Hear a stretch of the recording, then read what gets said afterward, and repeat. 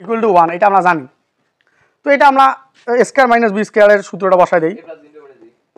তাহলে cosec A plus cot A cosec A minus cot, এটা নিয়ম তোমাদের শিখাইছি। Cosec A minus cot A equal to 1 আছে 1। তো এটার মান দেওয়া আছে 1/x, এই যে 1/x। তাহলে এটার মান প্লাসের মানটা বের করতে বলছে। হ্যাঁ, তাহলে কোসেক এ প্লাস কট এ গুণন 1/x ইকুয়াল টু 1। তো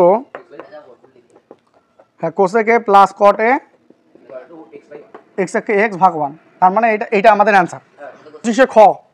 তাহলে আমরা এইভাবে বলতো 25 খটা করার সময় আমাদের এইভাবে বলতে হবে যে খ হতে পাই। হ্যাঁ, তাহলে ক হতে পাই cosec A plus cot A equal to x পাই। কিন্তু প্রমাণ আমাদের বলছে, কিন্তু বলছে sec A equal to x square plus 1 আর x স্কয়ার মাইনাস 1, এটাই তো নাকি? যেহেতু কোসেক এ প্লাস কট এর মানটা x দেওয়া আছে, আমাদের সেক এর মানটা চাইছে, তাহলে অবশ্যই এগুলোকে আমাদের সাইন কসে কনভার্ট করতে হবে। সাইন কসে কনভার্ট না করা পর্যন্ত আমি যদি কসে কনভার্ট না করি তাহলে সেক জীবনে পাবো না। তার জন্য এটা সাইন কসে আমাকে কনভার্ট করতে হবে। তাহলে কোসেক যেহেতু রয়েছে, তাহলে কোসেকের জন্য 1/sin লিখবো, প্লাস কট যেহেতু রয়েছে cos/sin লিখবো, তারপরে স্কয়ার দিলাম, এইদিকে স্কয়ার দিলাম। জোর করে কেন? প্রমাণে যে বর্গ আছে x স্কয়ার আছে, লিখলে ভালো, না লিখলে সমস্যা নেই। তো এই যে প্রমাণে x স্কয়ার আছে জন্য আমি উভয় দিকে বর্গ করে নিয়ে x স্কয়ার বানাইলাম। কি বুঝছেন? এটা কিন্তু অনুপাত ভাঙাইছি, কোসেকক ভাঙাইলে 1/sin, মানে সূত্রগুলো দিছি মুখস্থ করতে হবে। আর ট্যানটা আমরা ভাঙায়া cos/sin। হ্যাঁ, আর ওই ট্যানক ভাঙাইলে হয় sin/cos, কটক ভাঙাইলে হয় cos/sin। এখন লসাগু করে সাইন আর সাইনের লসাগু কি হয়? সাইন হয়।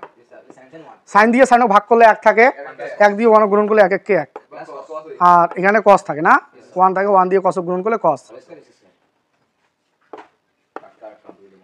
তারপর হোল স্কয়ার আছে, whole square equal to x square আছে, x স্কয়ার। এখানে স্কয়ারটা উপরের স্কয়ারটা আমি ভেঙে দেবো, আলাদা আলাদা করে দেবো। 1 প্লাস cos a আলাদা করে দিলাম, নিচেও সাইন স্কয়ার দিলাম, আলাদা করে দিলাম। স্কয়ারটা আলাদা করে দেওয়ার পরে যেহেতু আমাদের সাইন থুলে কোসেক আসে সম্ভাবনা আছে, তার জন্য সাইন থোয়া যাবে না, তার জন্য কসে কনভার্ট করতে হবে সাইন স্কয়ারটা। তাহলে সাইন স্কয়ারটা 1 মাইনাস কস স্কয়ার লেখা যায়। কি লেখা যায়? বলো 1 প্লাস cos a তো আছে, হোল স্কয়ার থাকলো, নিচে সাইন স্কয়ারের পরিবর্তে লেখা যায় 1 minus cos square equal to x square আছে, x স্কয়ার। এখন যেহেতু আমাদের উপরেরটা কয়টা আছে? দুইটা আছে, তার জন্য দুইটায় ভাঙে নেই। 1 plus cos a into 1 plus cos a, আর নিচে আছে 1 মাইনাস cos স্কয়ার, না সাইন স্কয়ারের পরিবর্তে 1 মাইনাস cos স্কয়ার লিখেছিলাম। তাহলে 1 এর উপর স্কয়ার দিলে কি হয়? 1ই হয়।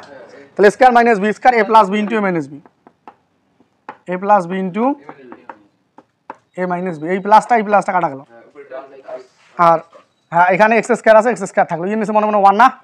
তাহলে একবার যোজন করবো, একবার বিয়োজন করবো, দেখি প্রমাণ দেখি বোঝা যাচ্ছে। x এর নিচে তো কোনো কিছু নাই, মানে 1 আছে, আর এটা যোজন বিয়োজন করবো।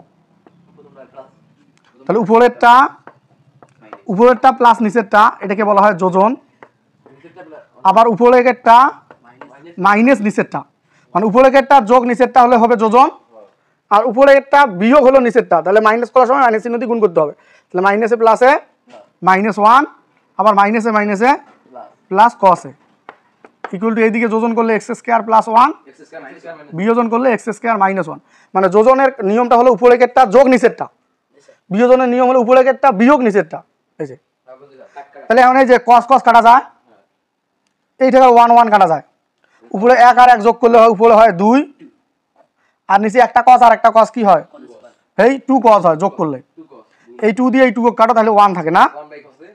1/cos মানে তো sec, প্রমাণ অলরেডি চলে আসছে। তাহলে 1/cos মানে আমরা কি লিখতে পারি? তাহলে sec a equal to x square plus 1 আর x স্কয়ার মাইনাস 1। উঠায় নাও, এটা প্রমাণিত, বুঝাই দেবো, এখন উঠায় নাও।